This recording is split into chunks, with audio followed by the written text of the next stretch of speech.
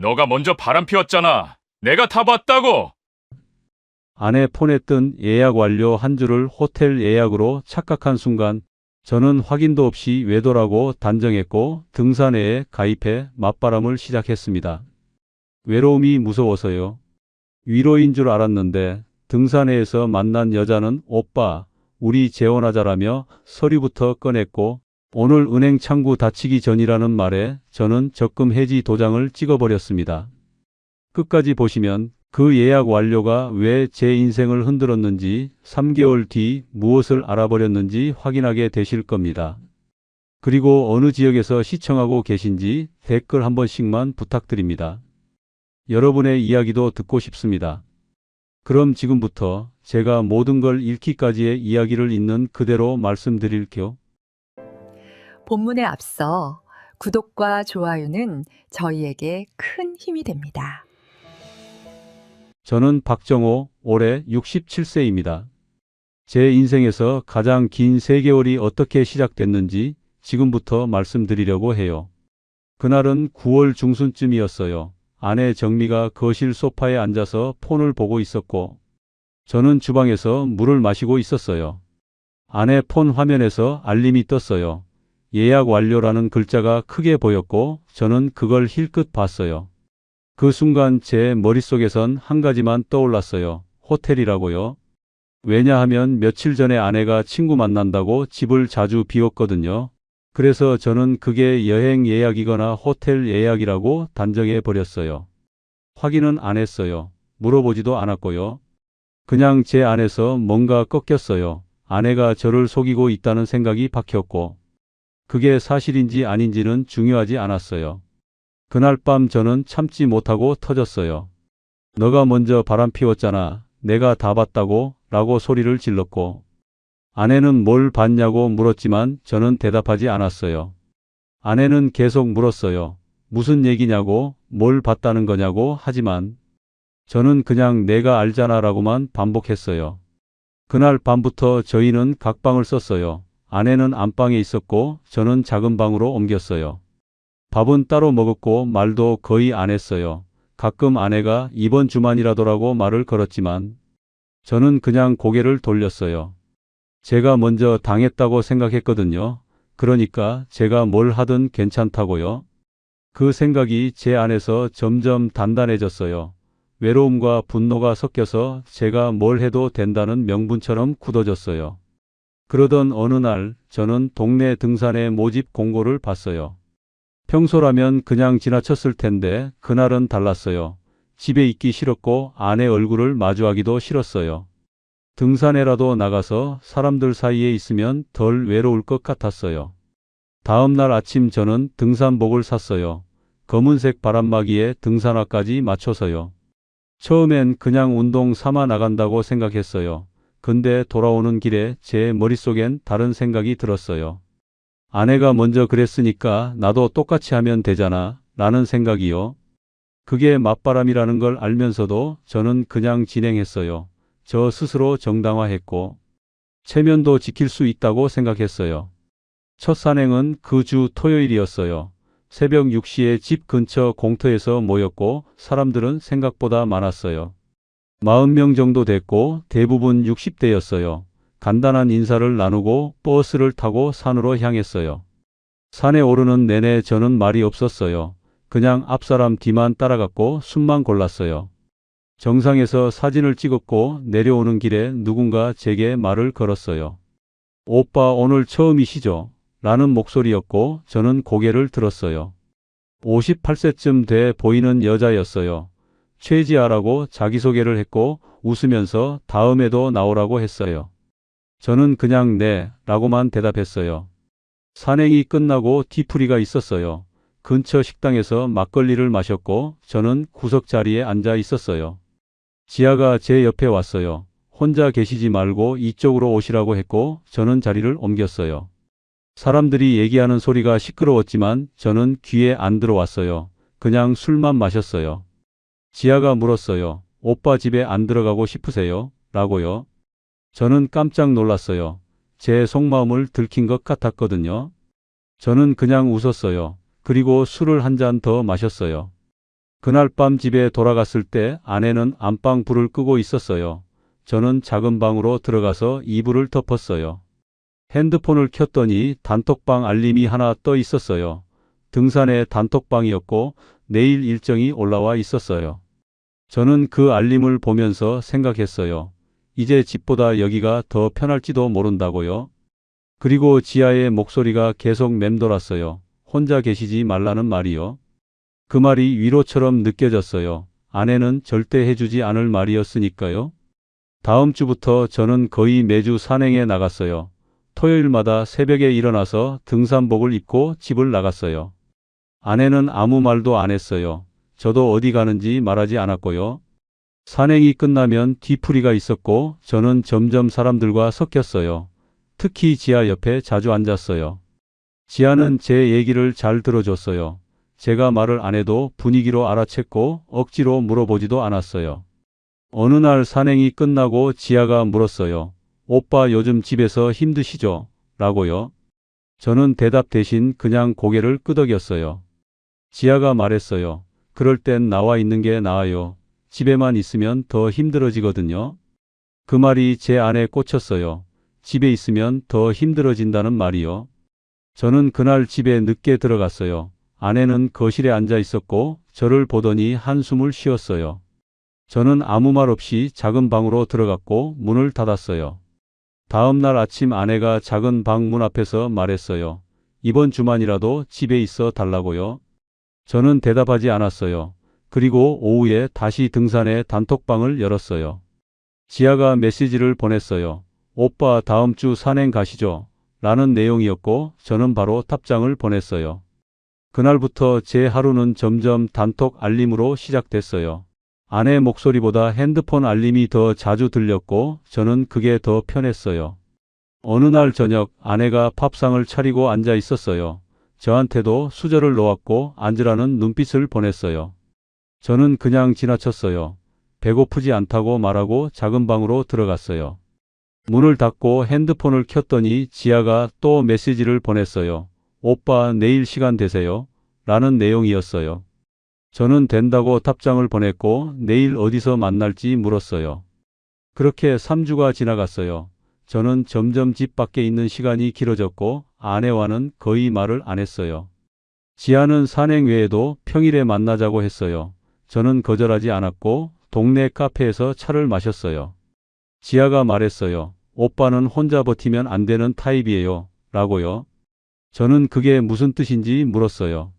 지아가 웃으면서 말했어요. 사람이 필요하다는 뜻이에요. 그리고 저도 그래요. 그 말을 듣는 순간 저는 뭔가 빠져드는 기분이 들었어요. 외로움이 무서웠고 지아가 그걸 채워줄 수 있을 것 같았어요. 그날 밤 집에 돌아왔을 때 아내는 안방 문을 닫고 있었어요. 저는 작은 방으로 들어가면서 생각했어요. 이제 돌이킬 수 없을지도 모른다고. 하지만 제가 먼저 당했으니까 괜찮다고요. 다음 날 아침 아내가 병원 예약 문자를 받았어요. 핸드폰 알림 소리가 들렸고 저는 그 소리를 들으면서 다시 떠올렸어요. 그 예약 완료를 말이에요. 제가 처음 봤던 그 알림을요. 근데 이상했어요. 아내는 그 뒤로 집을 더 자주 비웠지만 저는 확인하지 않았어요. 확인하면 제가 틀렸을까 봐 두려웠던 것 같아요. 그래서 그냥 믿고 싶은 것만 믿었어요. 그 믿음이 제가 지아를 만나는 명분이 됐고 저는 그 명분에 기대서 3개월을 보냈어요. 그 3개월이 어떻게 흘러갔는지 다음 이야기에서 계속 말씀드릴게요. 그런데 한 가지 여쭤보고 싶은 게 있어요. 여러분은 확인하지 않고 믿어버린 적이 있으신가요? 저는 9월 말부터 거의 매주 등산회에 나갔어요. 토요일 산행은 기본이었고 평일에도 지아를 만났어요. 지아는 제 외로움을 정확히 알았어요. 말하지 않아도 눈빛만으로 알아챘고 그걸 채우는 방법도 알고 있었어요. 처음엔 그냥 차를 마시는 정도였어요. 동네 카페에서 일시간쯤 앉아 있다가 헤어졌어요. 하지만 점점 시간이 길어졌어요. 차 마시고 산책하고 저녁까지 먹었어요. 지아는 항상 제 얘기를 먼저 물었어요. 오빠 요즘 어때요? 집에선 좀 나아졌어요. 라고요. 저는 대답 대신 그냥 한숨을 쉬었고 지아는 그 한숨을 이해한다는 듯 고개를 끄덕였어요. 어느 날 지아가 말했어요. 오빠 혼자 버티지 마세요. 사람이 필요하면 언제든 연락하세요. 그 말이 제 안에 박혔어요. 혼자 버티지 말라는 말이요. 저는 그날부터 지아에게 자주 연락했어요. 심심하면 문자를 보냈고 지아는 항상 빠르게 답장을 보냈어요. 집에서는 아내와 거의 말을 안 했어요. 밥도 따로 먹었고 가끔 마주쳐도 인사만 했어요. 아내가 가끔 물었어요. 요즘 어디 다녀오는 거냐고요? 저는 그냥 운동한다고만 대답했어요. 등산해라는 말은 하지 않았고요. 아내는 더 이상 묻지 않았어요. 그리고 저는 그게 편했어요. 10월 첫째 주쯤 지아가 저를 뒤풀이 2차로 데려갔어요. 산행이 끝나고 식당에서 막걸리를 마시고 나서 몇 명이 노래방으로 갔어요. 저는 노래방을 좋아하지 않았지만 따라갔어요. 집에 가기 싫었거든요. 노래방에서 지아가 제 옆에 앉았어요. 그리고 작은 목소리로 말했어요. 오빠, 요즘 집에 안 들어가고 싶죠? 저도 알아요. 저는 깜짝 놀랐어요. 제 마음을 정확히 말해버렸거든요. 지아가 계속 말했어요. 그럴 땐 나와 있는 게 나아요. 집에만 있으면 더 답답해지니까요. 저는 고개를 끄덕였어요. 맞다고 생각했거든요. 그날 밤 집에 들어간 시간은 11시가 넘었어요. 아내는 이미 자고 있었고 저는 작은 방으로 조용히 들어갔어요. 이불을 덮고 누웠는데 잠이 안 왔어요. 머릿속에선 지아의 목소리가 계속 맴돌았어요. 다음 날 아침 아내가 작은 방 문을 두드렸어요. 밥 먹으라고요. 저는 배고프지 않다고 대답했고 아내는 한참 있다가 발소리를 내며 멀어졌어요. 오후에 저는 지아에게 문자를 보냈어요. 오늘 시간 되냐고요? 지아가 바로 답장을 보냈어요. 저녁 먹을래요? 라고요.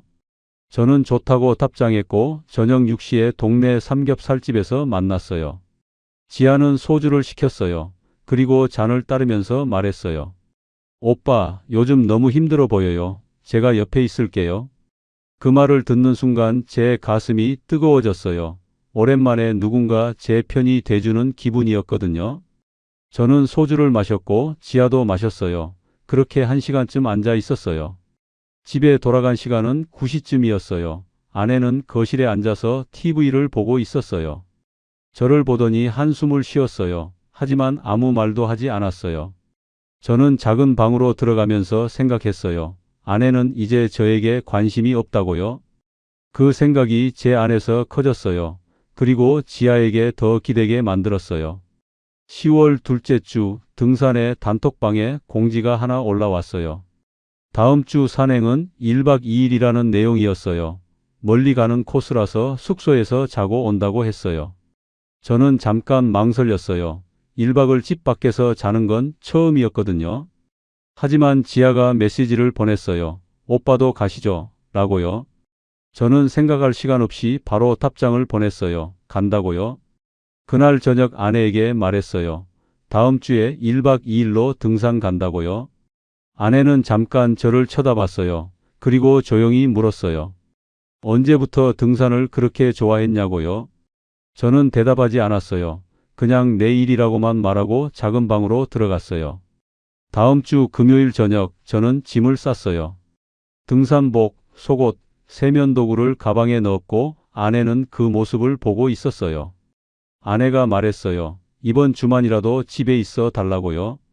저는 그 말을 무시했어요. 그리고 토요일 새벽 5시에 집을 나갔어요. 버스에서 지아가 제 옆에 앉았어요. 그리고 작은 목소리로 말했어요. 오빠, 오늘 푹 쉬세요. 집 생각하지 말고요. 저는 고개를 끄덕였어요. 그리고 창밖을 봤어요. 산행은 오전 내내 이어졌어요. 정상에 올라서 사진을 찍고 내려왔어요. 저녁에 숙소에 도착했고 방 배정을 받았어요. 2인 1실이었고 저는 다른 남자 회원과 같은 방을 썼어요. 저녁을 먹고 로비에서 술을 마셨어요. 지아도 함께 있었고 사람들은 떠들썩했어요. 지아가 제 옆에 와서 말했어요. 오빠 오늘 집 전화 안 했죠? 라고요. 저는 깜짝 놀랐어요. 정말로 아내에게 연락하지 않았거든요. 지아가 웃으면서 말했어요. 그게 맞아요. 오빠는 오빠 시간이 필요해요. 그 말이 제 안에 스며들었어요. 저는 제 시간이 필요하다고 스스로 납득했어요. 그날 밤 방에 들어가서 핸드폰을 켰어요. 아내에게서 문자가 하나 와 있었어요. 잘 자. 딱 2글자였어요. 저는 그 문자를 보고 핸드폰을 껐어요. 다음 날 아침 일찍 일어나서 다시 산에 올랐어요. 하산하고 점심을 먹고 오후 3시쯤 집에 도착했어요. 집안은 조용했어요. 아내는 안방에 있었고 저는 작은 방으로 들어갔어요. 짐을 풀고 누웠는데 이상한 기분이 들었어요. 집인데 집 같지 않았거든요. 핸드폰을 켰더니 지아가 메시지를 보냈어요. 오빠 잘 들어가셨어요. 라고요. 저는 답장을 보냈어요. 집보다 밖이 더 편하다고요. 지아가 바로 답장을 보냈어요. 그럼 자주 나오세요. 제가 항상 기다릴게요. 그 메시지를 보는 순간 저는 확신했어요. 이제 제 하루는 집이 아니라 단톡 알림으로 시작된다고요. 그리고 그게 맞다고 아내가 먼저 그랬으니까 저도 이렇게 해도 된다고 생각했어요. 10월 셋째 주부터 저는 거의 매일 지아를 만났어요. 산행이 없는 날에도 카페에서 만났고 저녁도 함께 먹었어요. 집에 들어가는 시간은 점점 늦어졌어요. 9시, 10시, 11시, 가끔은 자정이 넘었어요. 아내는 아무 말도 하지 않았어요. 그냥 거실 소파에 앉아서 저를 지켜볼 뿐이었어요. 저는 그 시선이 불편했어요. 하지만 아내에게 뭐라고 말할 수도 없었어요. 제가 먼저 당했다고 생각했으니까요. 그래서 저는 그냥 작은 방으로 들어가고 문을 닫았어요. 어느 날 밤 아내가 작은 방 문 앞에서 말했어요. 이번 주만이라도 같이 밥 먹자고요. 저는 대답하지 않았어요. 그리고 다음 날 아침 일찍 집을 나갔어요. 지아를 만나러요. 더 이상 집에 있고 싶지 않았거든요. 지아는 항상 제 편이었어요.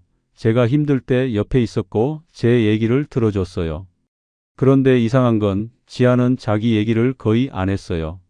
어디 사는지, 가족이 있는지, 뭘 하고 사는지 그런 얘기를 하지 않았어요. 저는 궁금했지만 물어보지 않았어요. 왠지 물어보면 안 될 것 같았거든요. 10월 마지막 주 지아가 갑자기 말했어요. 오빠, 저 요즘 혼자 사는 게 외로워요. 라고요. 저는 깜짝 놀랐어요. 지아가 자기 얘기를 처음 꺼냈거든요. 지아가 계속 말했어요. 이혼하고 5년 됐는데 아직도 적응이 안 돼요. 저는 그제서야 알았어요. 지아도 저처럼 외로웠다는 걸요. 지아가 제 손을 잡았어요. 그리고 작은 목소리로 말했어요. 오빠, 우리 서로 의지하면 안 될까요? 그 순간 저는 뭐라고 대답해야 할지 몰랐어요. 의지한다는 게 무슨 의미인지, 어디까지 가능한 건지 생각이 복잡했거든요. 하지만 저는 고개를 끄덕였어요. 그리고 지아의 손을 놓지 않았어요. 그날 밤 집에 돌아왔을 때 아내는 안방 문을 열고 나왔어요. 저를 보더니 물었어요. 요즘 밤마다 어디 다녀오는 거냐고요? 저는 대답하지 않았어요. 그냥 작은 방으로 걸어갔고 문을 닫았어요. 이불을 덮고 누웠는데 지아의 목소리가 계속 맴돌았어요. 우리 서로 의지하면 안 될까요? 라는 말이요. 저는 그 말을 곱씹으면서 생각했어요. 이제 돌아갈 수 없을지도 모른다고요. 하지만 제가 먼저 당했으니까 괜찮다고 스스로 다시 한번 납득했어요. 그렇게 11월이 시작됐고 저는 지아에게 더 깊이 빠져들었어요. 그런데 그때까지 저는 몰랐어요. 지아가 제 외로움을 파고든 게 아니라 제 지갑을 노리고 있었다는 걸요. 그 사실을 알게 된 건 11월 첫째 주였는데 그 이야기는 다음에 계속 말씀드릴게요. 혹시 여러분도 누군가에게 의지하고 싶어서 눈을 감았던 적이 있으신가요? 11월 첫째 주 토요일 산행이 끝나고 뒤풀이를 하는데 지아가 갑자기 말했어요. 오빠, 저 오늘 할 얘기가 있어요. 라고요. 저는 술을 마시다가 고개를 들었어요. 지아는 진지한 표정이었고 사람들 사이에서 저를 밖으로 데려갔어요. 식당 밖 벤치에 앉아서 지아가 말했어요. 오빠, 우리 재혼하면 안 될까요? 저는 귀를 의심했어요. 재혼이라는 단어가 너무 갑작스러웠거든요. 지아가 계속 말했어요. 저 혼자 사는 게 너무 외로워요. 오빠도 그렇잖아요. 저는 대답하지 못했어요. 머릿속이 복잡했거든요. 아내와는 아직 이혼도 안 했고 지아와 재혼을 생각해 본 적도 없었어요. 하지만 지아는 기다려주지 않았어요. 바로 조건을 꺼냈어요. 오빠, 근데 집부터 잡아야 해요. 제가 지금 사는 곳은 월세라서요. 저는 잠깐 멈췄어요. 집 얘기가 나온 순간 뭔가 이상하다는 생각이 들었거든요. 하지만 지아는 제 눈을 똑바로 보면서 말했어요. 보증금이 급해요. 이번 달 안에 잡아야 해요. 저는 얼마냐고 물었어요. 지아는 잠깐 망설이다가 말했어요. 일단 500만 원만 있으면 계약금을 넣을 수 있어요. 500만 원이라는 금액이 제 머릿속을 쳤어요. 적은 돈이 아니었거든요.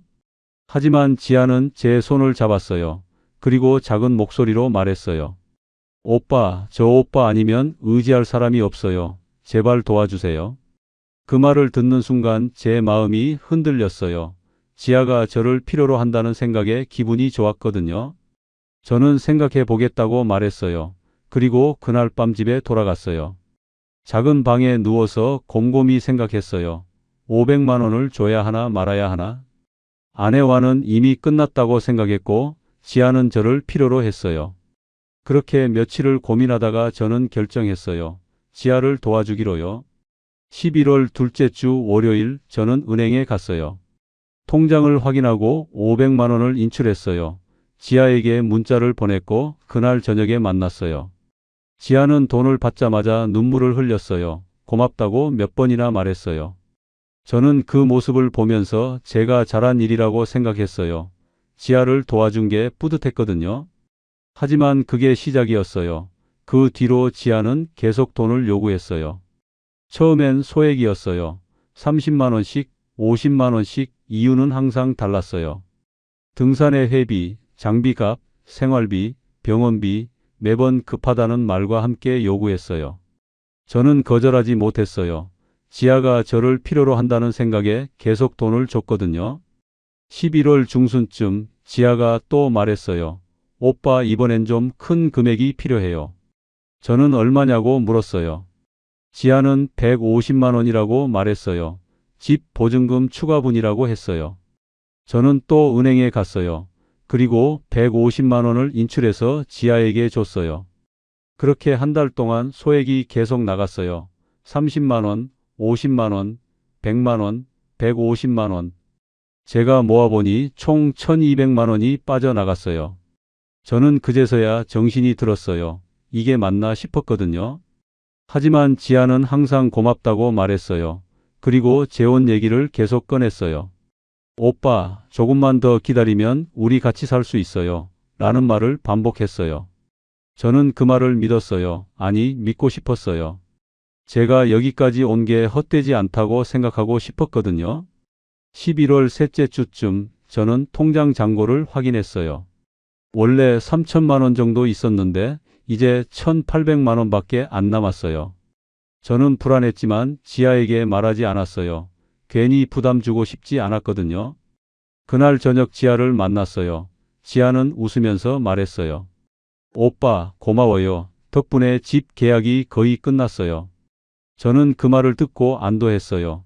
이제 끝이라고 생각했거든요. 하지만 지아는 바로 다음 말을 이었어요. 근데 가전제품 계약금이 좀 필요해요. 저는 깜짝 놀랐어요. 또 돈 얘기가 나왔거든요.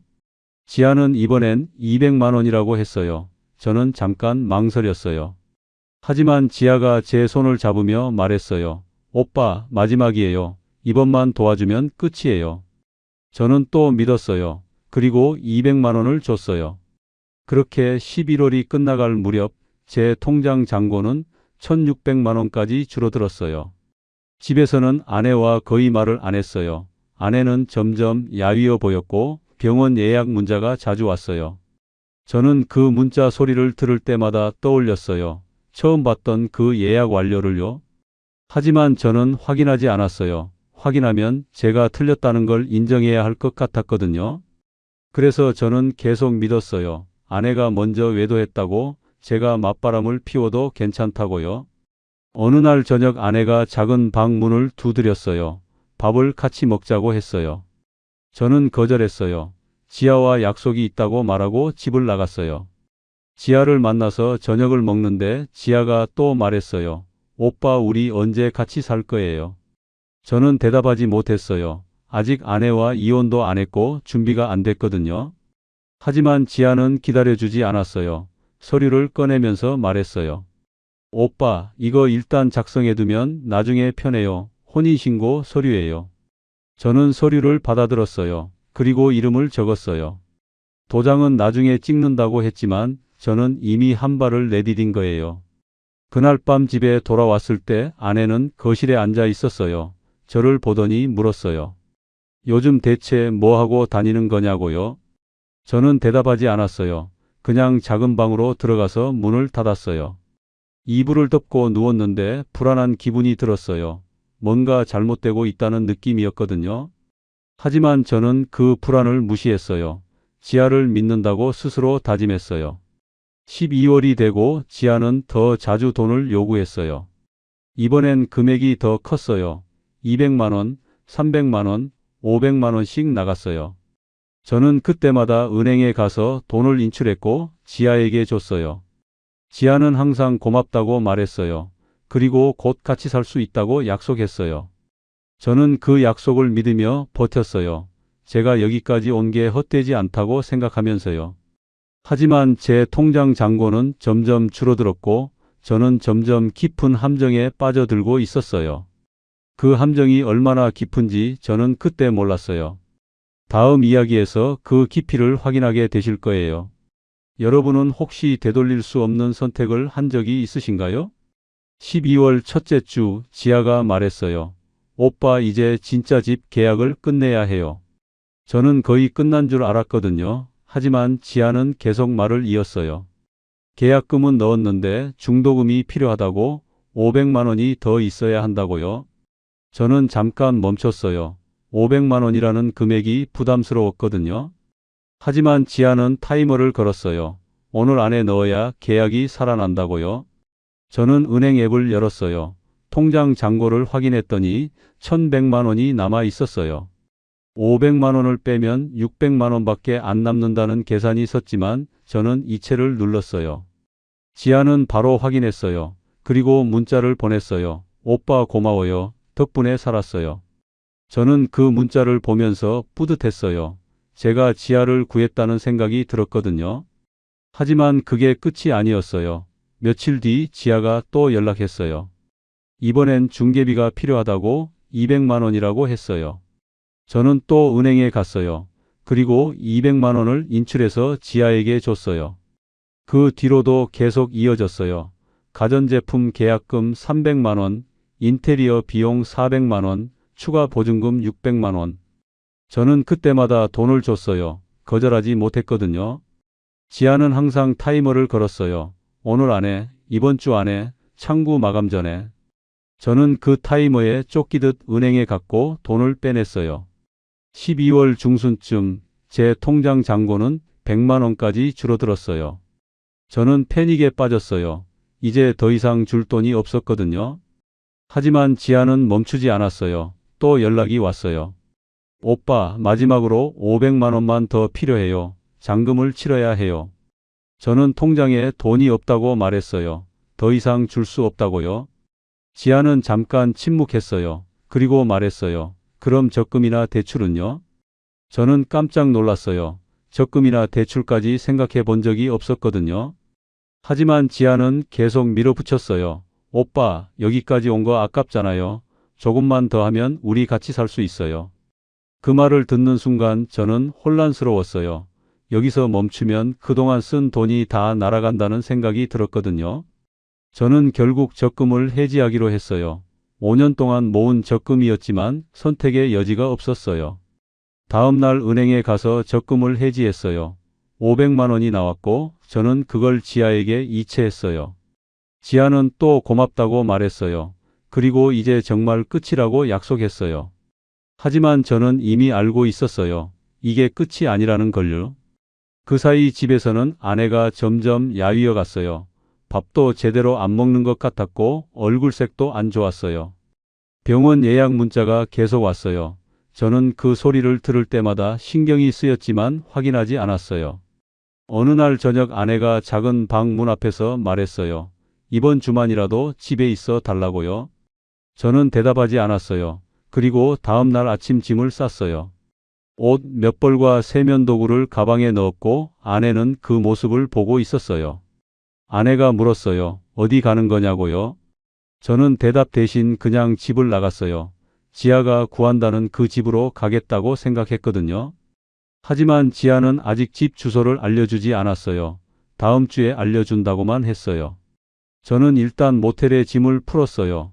방은 좁았고 창문 밖으로 도로가 보였어요. 이불을 덮고 누웠는데 이상한 기분이 들었어요. 제가 뭘 하고 있는 건지 모르겠었거든요. 핸드폰을 켰더니 지아에게서 문자가 왔어요. 오빠 어디 계세요? 라고요. 저는 모텔에 있다고 답장을 보냈어요. 지아가 바로 전화를 걸었어요. 그리고 말했어요. 오빠 왜 모텔에 계세요? 집에 안 들어가셨어요. 저는 집에 가기 싫다고 말했어요. 지아가 구한 집으로 가고 싶다고요. 지아는 잠깐 침묵했어요. 그리고 말했어요. 오빠 조금만 더 기다려요. 다음 주면 끝나요. 저는 알겠다고 대답했어요. 그리고 전화를 끊었어요.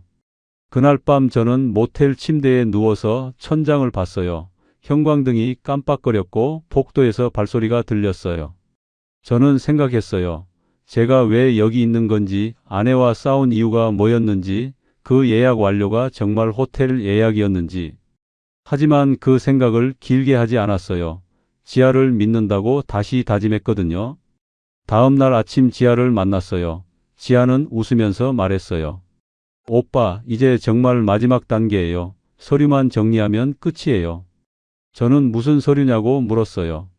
지아는 혼인신고 관련 서류라고 말했어요. 그리고 은행 서류도 필요하다고 했어요.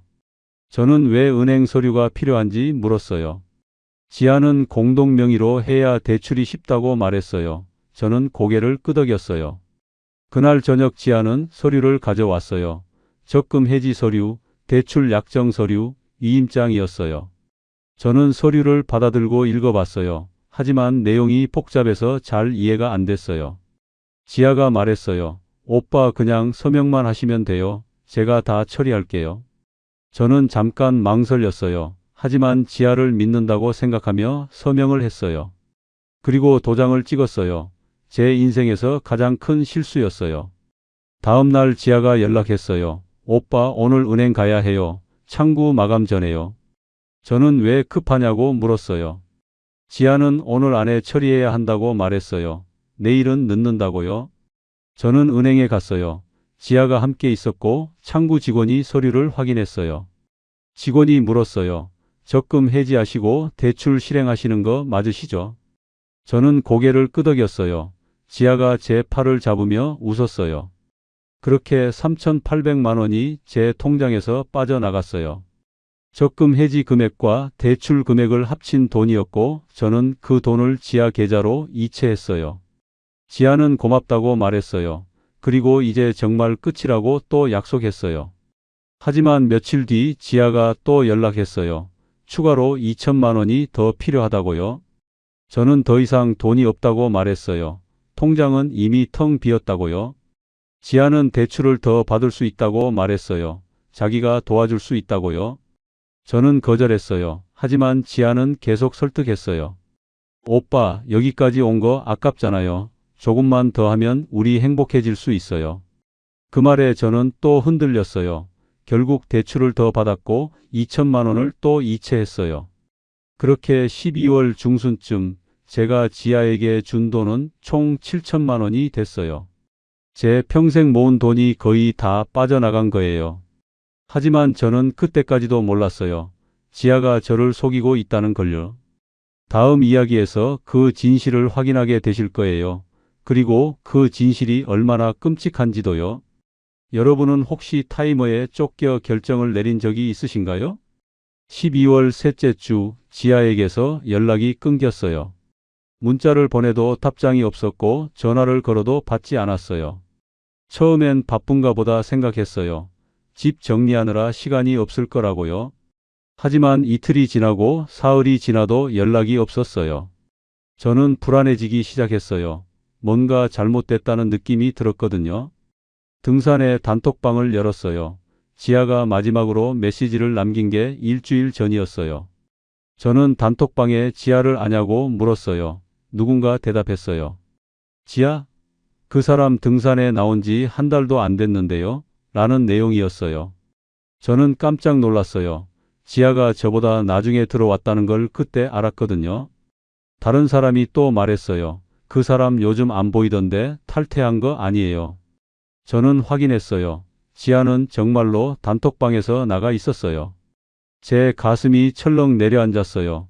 뭔가 크게 잘못됐다는 확신이 들었거든요.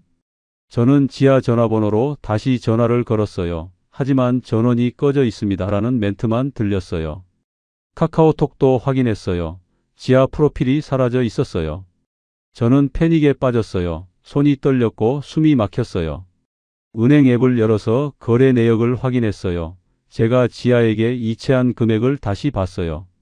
500만 원, 200만 원, 300만 원, 400만 원, 600만 원, 3,800만 원, 2천만 원. 총 7천만 원이 빠져나갔어요. 제 평생 모은 돈이었어요. 저는 지아에게 이체한 계좌번호를 메모했어요. 그리고 은행에 전화를 걸었어요. 계좌 주인을 확인하고 싶다고 말했지만 은행 직원은 개인정보라서 알려줄 수 없다고 했어요. 저는 경찰서에 가야겠다고 생각했어요. 하지만 그 전에 확인하고 싶은 게 있었어요. 지아가 말했던 그 집이 정말 존재하는지요? 저는 지아에게 받은 문자를 다시 읽었어요. 집 주소는 없었고 계약금 입금 확인증만 있었어요. 입금 확인증에 적힌 계좌번호를 확인했어요. 제가 이체한 계좌와 달랐어요. 저는 그제서야 깨달았어요. 지아가 여러 계좌를 사용했다는 걸요. 제가 이체한 계좌는 3개였어요. 모두 다른 이름으로 되어 있었어요. 하나는 최지아, 하나는 김미경, 하나는 박소영이었어요. 저는 인터넷을 검색했어요. 재혼 사기, 등산의 사기, 보증금 사기라는 키워드로요. 검색 결과가 수없이 나왔어요. 저와 비슷한 사례들이 가득했어요. 60대 남성이 등산회에서 만난 여성에게 재혼을 미끼로 수천만 원을 사기당했다는 기사들이었어요. 저는 그 기사들을 읽으면서 소름이 돋았어요. 제 이야기와 똑같았거든요. 재혼 제한, 보증금 요구, 타이머 설정, 소액 누적, 결정타, 잠수. 모든 패턴이 일치했어요. 저는 완벽하게 사기를 당한 거예요. 저는 모텔 침대에 주저앉았어요. 머리가 하얘졌고 손이 떨렸어요. 7천만 원이라는 금액이 제 머릿속을 쳤어요. 제가 평생 모은 돈이었어요. 아내와 노후를 준비하려고 모은 돈이었고 이제 그 돈이 다 날아간 거예요. 저는 울었어요. 모텔 방에 혼자 앉아서 소리내어 울었어요. 제가 왜 이렇게 됐는지, 어디서부터 잘못된 건지 머릿속이 복잡했어요. 그 예약 완료가 떠올랐어요. 제가 처음 봤던 그 알림이요. 제가 확인하지 않고 단정했던 그 순간이 모든 것의 시작이었어요. 저는 스스로 함정을 팠고 그 함정에 제가 빠진 거예요. 다음 날 저는 경찰서에 갔어요. 사기 피해 신고를 하려고요. 경찰관은 제 얘기를 듣고 고개를 끄덕였어요. 그리고 말했어요. 요즘 이런 사례가 많다고, 하지만 돈을 돌려받기는 어렵다고요. 범인은 여러 계좌를 사용해서 돈을 분산시키고 대포 통장을 쓰기 때문에 추적이 어렵다고 했어요. 저는 그래도 신고서를 작성했어요. 지아의 이름, 전화번호, 계좌번호를 모두 적었어요. 경찰관은 조사하겠다고 말했어요. 하지만 기대하지 말라는 눈빛이었어요. 저는 경찰서를 나와서 모텔로 돌아갔어요. 짐 한 가방만 들고 방에 들어갔어요. 창문 밖으로 도로가 보였고 차들이 지나갔어요. 저는 그 모습을 보면서 생각했어요. 제 인생도 저 차들처럼 그냥 지나가 버린 건지, 되돌릴 수 없는 건지. 핸드폰을 켰더니 은행에서 문자가 왔어요. 대출 상환일이 다가온다는 내용이었어요. 저는 통장 잔고를 확인했어요. 10만 원도 안 남아 있었어요. 대출금을 갚을 방법이 없었고 제 신용도 무너질 게 뻔했어요. 저는 이불을 덮고 누웠어요. 천장을 보면서 생각했어요. 제가 왜 확인하지 않았는지, 왜 아내를 의심했는지, 왜 지아를 믿었는지. 모든 게 제 선택이었어요. 제가 스스로 선택한 결과였어요. 그날 밤 저는 처음으로 아내를 떠올렸어요. 오랜만에요. 아내가 작은 방 문 앞에서 말했던 그 목소리가 들렸어요. 이번 주만이라도 집에 있어 달라는 말이요. 저는 그 말을 무시했어요. 그리고 지아를 만나러 갔어요. 제가 무시한 게 무엇이었는지 그때는 몰랐어요. 하지만 이제 알 것 같았어요. 제가 놓친 게 무엇이었는지요. 다음 날 저는 짐을 쌌어요. 모텔을 나가기로 했거든요. 어디로 가야 할지 몰랐지만 일단 이곳을 떠나고 싶었어요. 모텔 문을 나서는데 핸드폰이 울렸어요. 모르는 번호였어요. 저는 전화를 받았어요. 목소리가 들렸어요. 정호 씨 보호자신가요? 저는 깜짝 놀라서 물었어요. 누구냐고요? 병원입니다. 이정미 씨가 입원해 계세요. 그 순간 제 머릿속이 하얘졌어요. 아내가 병원에 있다는 말이 믿기지 않았거든요. 저는 어느 병원이냐고 물었어요. 그리고 바로 택시를 잡았어요. 병원으로 가는 내내 제 손은 떨렸어요. 아내에게 무슨 일이 생긴 건지 알 수 없었거든요. 택시가 병원 앞에 멈췄고 저는 뛰어내렸어요.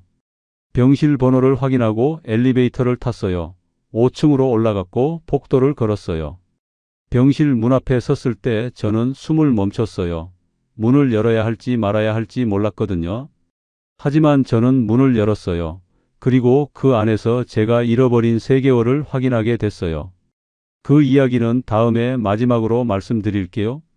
여러분은 혹시 뒤돌아보고 싶지 않은 선택을 한 적이 있으신가요? 병실 문을 열었을 때 저는 제 눈을 의심했어요. 병상에 누워있는 사람이 제 아내 맞나 싶을 정도로 야위어 있었거든요. 아내는 눈을 감고 있었고 산소호흡기가 코에 꽂혀 있었어요. 저는 천천히 병상 옆으로 걸어갔어요. 다리가 떨렸고 숨이 막혔어요. 간호사가 들어왔어요. 저를 보더니 물었어요. 보호자시냐고요? 저는 고개를 끄덕였어요. 그리고 물었어요. 아내에게 무슨 일이 있는 거냐고요? 간호사는 차트를 확인하더니 말했어요. 췌장암 말기라고요? 그 말을 듣는 순간 제 머릿속이 하얘졌어요. 췌장암 말기라는 단어가 믿기지 않았거든요. 간호사가 계속 말했어요. 3개월 전에 진단받으셨고 항암 치료를 받고 계셨다고요? 하지만 효과가 없었고 이제 남은 시간이 얼마 없다고요? 저는 물었어요. 얼마나 남았냐고요? 간호사는 잠깐 망설이더니 말했어요. 일주일 정도라고요? 그 말을 듣는 순간 제 다리에 힘이 풀렸어요. 바닥에 주저앉을 뻔했거든요. 간호사는 제 팔을 잡아줬어요. 그리고 의자를 가져다 줬어요. 저는 의자에 앉아서 아내를 봤어요. 3개월 전과는 완전히 다른 모습이었어요. 머리카락은 많이 빠졌고 얼굴은 창백했어요. 손등에는 링거 바늘 자국이 여러 개 있었어요. 저는 그제서야 떠올렸어요. 3개월 전에 봤던 그 예약 완료를요. 그게 호텔 예약이 아니라 병원 예약이었다는 걸 그때 알았어요. 아내는 자기 몸을 고칠 의사를 찾느라 뛰고 있었던 거예요. 병원 예약, 검사 예약, 항암치료 예약, 모든 게 병원 관련이었어요. 저는 그걸 호텔로 착각했고 확인도 없이 외도라고 단정했어요. 그리고 등산회에 가입해서 맞바람을 시작했어요. 지아를 만났고 돈을 줬어요. 제가 지아에게 7천만 원을 쓰는 동안 아내는 혼자 항암 치료를 받고 있었던 거예요. 제가 모텔에서 자는 동안 아내는 병실에서 고통을 견디고 있었어요. 저는 울었어요. 병실 의자에 앉아서 소리 없이 울었어요. 제가 얼마나 큰 실수를 했는지 그제서야 깨달았거든요. 아내가 눈을 떴어요. 저를 보더니 작은 목소리로 말했어요. 왔어? 저는 대답하지 못했어요. 목이 메었거든요. 아내가 계속 말했어요. 미안해, 말 못해서. 저는 고개를 저었어요. 미안한 건 저라고 제가 잘못했다고 말하고 싶었지만 목소리가 나오지 않았어요. 아내는 눈을 감았어요. 그리고 다시 잠들었어요. 저는 그 옆에 앉아서 아내의 손을 잡았어요. 손은 차가웠고 뼈만 만져졌어요. 다음 날부터 저는 병원에 머물렀어요. 병실 옆 의자에서 잤고 아내 곁을 떠나지 않았어요. 하지만 아내와 대화를 나눌 시간은 많지 않았어요. 아내는 대부분 잠들어 있었거든요. 가끔 깨어나면 저를 보고 미소를 지었어요. 그리고 다시 눈을 감았어요. 저는 그 미소를 보면서 생각했어요. 제가 3개월 동안 무엇을 했는지, 무엇을 잃었는지. 아내는 저에게 화를 내지 않았어요. 제가 어디 있었는지 묻지도 않았어요.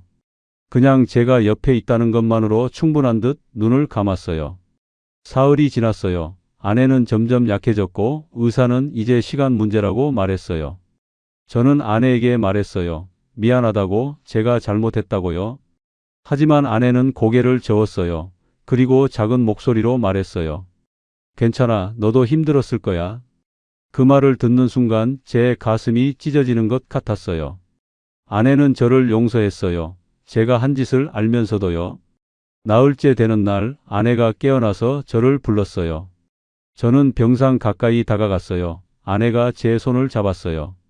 정호야, 행복했어. 그 말을 남기고 아내는 눈을 감았어요. 그리고 다시 깨어나지 않았어요. 이틀 뒤 아내는 숨을 거뒀어요. 저는 그 순간을 옆에서 지켰어요. 장례식은 조용했어요. 친척 몇 명만 왔고 저는 상주로 앉아 있었어요. 조문객들은 저를 보며 고개를 끄덕였지만 아무도 말을 걸지 않았어요. 장례를 치르고 집에 돌아왔어요. 집은 텅 비어 있었고 공기는 차가웠어요. 안방 문을 열었어요. 안에 옷이 걸려 있었고 화장대 위에는 약병들이 놓여 있었어요. 저는 그 약병들을 보면서 알았어요. 아내가 혼자 얼마나 힘들었을지요. 작은 방으로 갔어요. 제 짐은 아직 그대로였고 이불은 개져 있었어요. 저는 이불을 펴고 누웠어요. 천장을 보면서 생각했어요. 제가 잃어버린 3개월이 무엇이었는지, 그 3개월 동안 제가 무엇을 했는지. 아내 외도를 의심했고 맞바람을 피웠고 7천만 원을 잃었고 마지막 시간을 함께하지 못했어요. 모든 게 제 선택이었어요. 확인하지 않고 단정했던 그 순간부터요. 그 예약 완료는 호텔이 아니라 병원이었고 아내는 저를 속인 게 아니라 저를 걱정한 거예요. 제가 힘들까 봐 말하지 않았던 거예요. 하지만 저는 그걸 몰랐어요. 아니, 알려고 하지 않았어요. 확인하면 제가 틀렸을까 봐 두려웠거든요. 그래서 저는 믿고 싶은 것만 믿었고 그 믿음이 제 인생을 무너뜨렸어요. 지금 저는 빈집에 혼자 남았어요. 돈도 없고 아내도 없어요. 제게 남은 건 후회뿐이에요. 되돌릴 수 없는 후회요. 저는 가끔 생각해요. 그때 제가 확인했더라면 어땠을지, 아내에게 물어봤더라면 어땠을지. 하지만 이미 늦었어요. 시간은 되돌릴 수 없고 아내는 돌아오지 않아요. 제가 이 이야기를 하는 이유는 여러분께 부탁드리고 싶어서예요. 확인하세요. 단정하지 마시고 물어보세요. 의심이 들면 대화하세요. 혼자 판단하지 마시고요. 그리고 타이머에 쫓기지 마세요. 급하다는 말에 속지 마시고요. 저처럼 되지 마세요. 제 실수에서 배우세요. 지옥은 돈을 잃는 게 아니에요. 마지막 시간을 함께하지 못하는 거예요. 그게 제가 3개월 동안 배운 전부예요. 그리고 그 대가는 너무 컸어요. 여러분은 어떠신가요? 혹시 지금 확인하지 않고 넘어가려는 게 있으신가요?